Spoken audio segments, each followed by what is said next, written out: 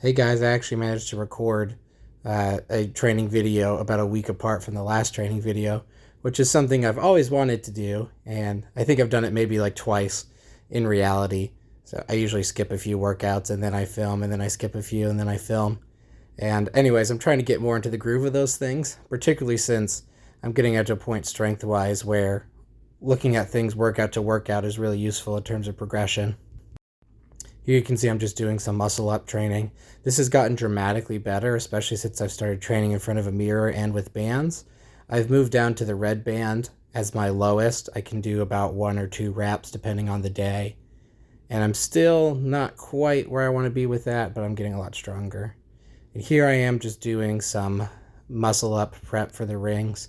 I'm nowhere close to doing a rings muscle up. Obviously, I'm still working on bar muscle ups, but I like to just do conditioning work pretty early on. You'll see that I'm talking. I have a training partner for this session, my buddy Arvind. So he said he didn't mind being in the video if he ended up in there. So I've got a few examples of him training as well. I was, showing him some stuff and we were kind of riffing off of that. So I wanted to show a bit of a side-by-side here because he's been training for about 2 to 3 years, but unlike me, he just was smart about it and really focused on the fundamentals. So he's honestly not even that far behind in terms of strength and will probably surpass me at, some point in this near future. In terms of skill, he's a very good example of what I would call like an upper intermediate, where he's got an intermediate level of strength, he's got very good technique, and he is getting into the point where he's starting to build in more advanced skills besides just building that basic foundational strength, which he's been pretty diligent about. This does raise an important point where I think that the first 2 to 3 years of training, when it comes to calisthenics, really shouldn't be skill work at all, other than, very fundamental stuff like learning an L sit, for example. Like mastering fundamental positions is very important, but I really don't think you're actually missing out much in terms of skill training because you just don't have the connective tissue strength and just the general muscular strength yet to really dig into the skills. And so I'm definitely of the stance of where you should focus more on just getting that foundation, and then later on you can build into those skills more quickly and more efficiently, and so you don't really end up losing any time. Here I am just doing some much needed mobility work. This is basically a modified German hang. I like to kind of get forward a bit so there's not quite so much pressure. If you're a heavier person and you're just getting used to doing this stretching, it's good to do a feet assist. And you can see I'm kind of rotating my shoulders just to open them up a little bit. And then here we've got my friend doing it. And once again, prioritize mobility. He has much, much better mobility than me. This is like light years ahead of me. And this is a much better example of where you should be at intermediate wise. So don't be like me and neglect mobility. Be like him and, have built into it. So by the time you actually need it, it's already there. Trust me, I'm in a position where certain skills like the back lever, I think I have the strength to obtain, but I just didn't prioritize mobility enough. And so now I'm just having to focus on building that mobility in order to even get into the skills. And trust me, it's just not that fun knowing that you're basically just limited by mobility and nothing else. It's very frustrating when you know that there's only one factor holding you back, particularly when it was something that was pretty preventative. Like I could have just been doing mobility work in the 10 years of training more consistently, and surprise, surprise, I wouldn't be having these issues. Here we are just working on kind of inversions and stuff. He's getting into the point of doing his first inverted hangs, so I was just kind of talking him through that. And then I'm just getting into my cradle position. I like doing these, it's just a good stretch. And I'm still trying to do kind of that one leg reach back. It almost feels like a scorpion.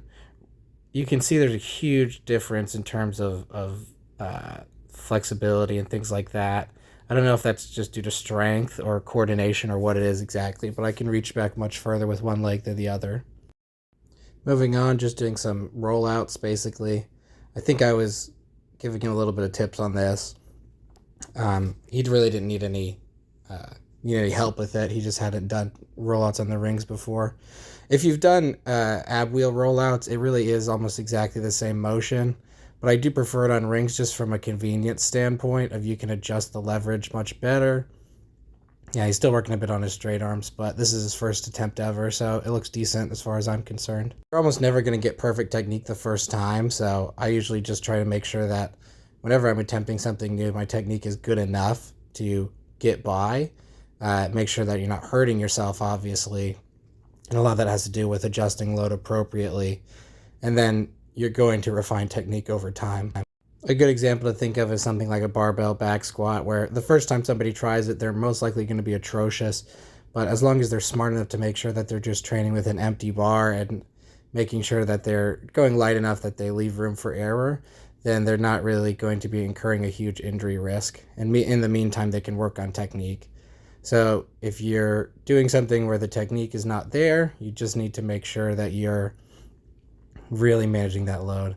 And that was a terrible angle for that, but I'm basically just working in towards kind of lowering into a back lever. So that was a really tightly tucked back lever, but I did get my butt almost to 90 degrees, so it is a start. Here I'm just doing some more one-arm work. I really, really like this. I do feel like if I just become a boss at these, then I'm going to be able to unlock the one-arm chin-up fairly quickly.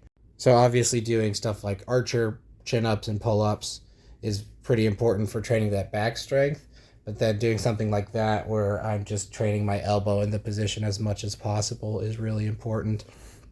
From what I understand, people who try to train one-arm chin-ups, they often neglect the arm flexors, and then that inevitably ends up being where they get tons of tendonitis, potential injuries, and they have to stop their training. And this is one of the reasons I'm a huge advocate of accessory and assistance work. It's not just a thing for bodybuilders, it's not just a thing for powerlifters. Anybody who's trying to train with longevity and prevent injuries needs to be doing at least a little bit of targeted accessory work. You don't have to be doing crazy high volume, you don't have to be doing it like the way a bodybuilder would do it, but you have to be doing something if you want to keep progressing at your skills.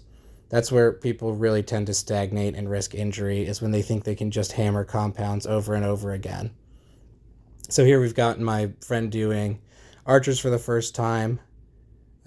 These look pretty solid. Again, it really just shows that if you build the fundamentals, that's going to reward you pretty heavily. So he's definitely somebody who has done a lot of not just getting strong enough at a skill, but he's made sure that he's got a good amount of volume in his working sets, and that's allowed him to make sure that the next progression is pretty effortless. So it's a good example of why you want to work up to being able to do sets of 10 to 20, and then that's going to help you a lot where you've just got a low amount of exertion when you actually get to the next progression. And more importantly, your joints and connective tissues are adapted for it. Here I am working on my just one leg dive bomber push-ups, and I was kind of talking him through Hindu and dive bombers as well, so you'll probably see him doing those in a little bit. I really like these. As far as dive bombers and Hindus go, it's just the easiest way to get vertical push training into your workouts.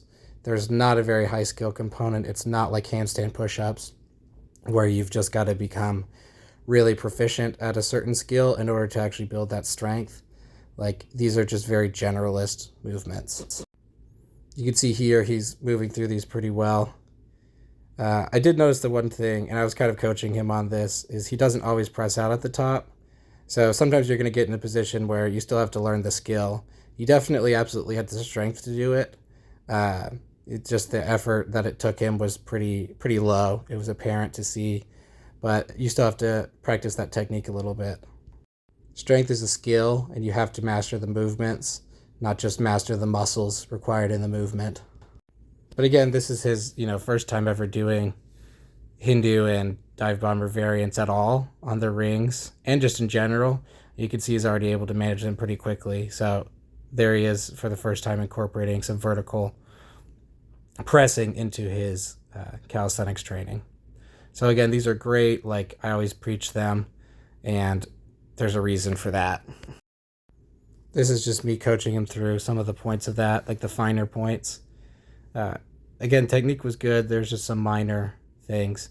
The main thing I was talking about, which is good for anybody who's not used to these dive bomber and Hindu push-ups, is it's a very much like a swooping motion. I almost think like a crescent shape, where you're not really just going straight up and down. It's not that linear of a movement. You're kind of following the curve. It's a little bit more obvious when you're on the ground because you literally have to stop yourself from colliding with the ground. So it's a bit more intuitive, but you still have to kind of apply that sort of motion with the rings. The other thing my friend does is he keeps his feet closer together. That's just a pure comfort thing. And so there's not really a huge variation between the spread legs and the legs close together. And I think that's just going to come down to anatomy. I keep mine spread because I find it more comfortable. It's a bigger base of support, and I just have wide hips. So I usually don't benefit that much from a narrow foot placement just because of my hip structure. And here he is just kind of trying to figure out the details of it. So it's good to experiment and make sure that you're, getting everything right, kind of refining the parts of the movement that are confusing or challenging. Beyond a basic level, most calisthenics movements are actually just a series of several movements stitched together.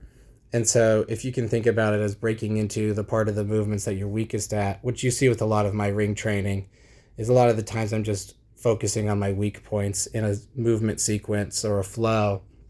That's going to end up being really important for you. And that is a way to do, you could call accessory work, where you're just focusing on what is not jiving with your body and you keep working on that. You have to remember that the harder the training gets and the higher intensity it gets as you get stronger, you have less of a well of recovery to draw on. And so you're going to have to absolutely prioritize strengthening your weak points and doing enough to maintain what you already have. But you're not going to really be able to squeeze much more out of it than that. So at the very least, you just need to focus on, improving your weaknesses, and that's going to give you the most return on your energy and effort. Almost through with these, just doing a few more. Like I said, my friend really likes to focus on the reps, and I think that's a good mindset to have. If you're going to be like a reps dude or a weight dude, I don't know if people even use that terminology anymore. It's basically if you're focused more on intensity or more on reps. I think most people in calisthenics, probably like 80% of people, are going to really benefit a lot more from being a bit more reps focused and keeping the load a little bit less maximally focused. There are some people who are just going to really benefit from the strength work and they can just keep pushing through, but I think that's kind of the minority in terms of people who can progress sustainably that way. It's of course fine to do cycles where you're focused solely on intensity, but you can't really do that in the long term without eventually just hitting a plateau. You'll notice that a lot of the really like top end strength focused calisthenics athletes, they tend to be kind of specialized to a certain degree, where they may be able to smash through that in a certain number of skills, but because they're always focused on this high intensity work, they don't necessarily have the most well-rounded skill set. And then of course you're always going to see on the internet somebody who's an absolute genetic anomaly, and they're not really a good reference point at all. As impressive as it is to see somebody who's like an amazing athlete, and it is inspiring and cool just to see what people are capable of, they're very useless in terms of like getting a metric of what's realistic. And sometimes their training is suboptimal and not very efficient, but they're just able to get away with it because they just have such superior genetics, either recovery ability or just, what their maximum strength threshold is, either really strong connective tissue, perfect phenotype for calisthenics, whatever it may be. It's not really good to reference the absolute elite people. It's much better to use somebody who's kind of more of an average Joe and has still figured out a way to get to a high level of strength and skill. I think another good takeaway just from, comparing my training to my training partner right now is that you're going to have very different strengths and capabilities just in general. Like, you may be average overall, but you're not going to be average in specific areas. So for example, my buddy is much more mobile than I am, and he definitely crushes me in terms of strength endurance work. Absolutely. Like, he can always do, from what I've seen, he can always do more reps than I can on almost every single exercise. And so that's something that he's been able to take advantage of. And so you can use your strengths to your advantage and just make sure that you cater your training to what you're good at to a certain degree. So it's not just about using your strengths, but it's more like, hey, if this is the approach that really gets benefits for me, and it seems like that's a bit of my aptitude, and I can get to the same goal, then you can still cater for that. So don't just do what works for other people, do what works for yourself. The one thing with that is that's more going to be part of what the becoming an intermediate and advanced training is all about, is you're not really going to know what you're capable of at the beginning or even what's optimal for you. It's just going to become obvious in terms of how your progression goes, how your recovery goes, how you feel, how quickly you're acquiring these skills. So if you're finding something where you're like, I've really hit my groove and this is the way to kind of maximize my calisthenics abilities, then that's something to absolutely pay attention to and try to cater in other areas. It's all in good time. I also think there's not really a default path when it comes to calisthenics training. You build the foundation and then you really diverge from there, which is one of the reasons I find it so exciting, is that you can run into 5 different people and they're kind of capable of 5 different skill sets, even though they all started with the same basic foundation. I think that's very interesting compared to a lot of other ways to train that end up being more uniform. Like calisthenics to a certain degree is just movement under resistance with your body weight. And so that encompasses a huge variety of human motion and abilities and skills. That's actually one of the reasons why I'm a little bit hesitant to be too prescriptive in terms of my recommendations for YouTube. Like I can't really pinpoint, oh, you should learn this skill or this skill, other than things that are just so like foundational that you have to master them in order to get to the next step. And so I try to stick to somewhat generalist advice in that regard. But yeah, if you have any questions regarding, I guess, the path when you get to that intermediate threshold, which is where people really get stuck because they don't know what to do, it's definitely something I'd be willing to answer in comments or in future videos. So just feel free to, post something below if you have any more in the weeds questions like that, because I definitely fell into that valley of the intermediate. And I'm still in the process of learning things myself. Like I, for example, have only just started handstand training.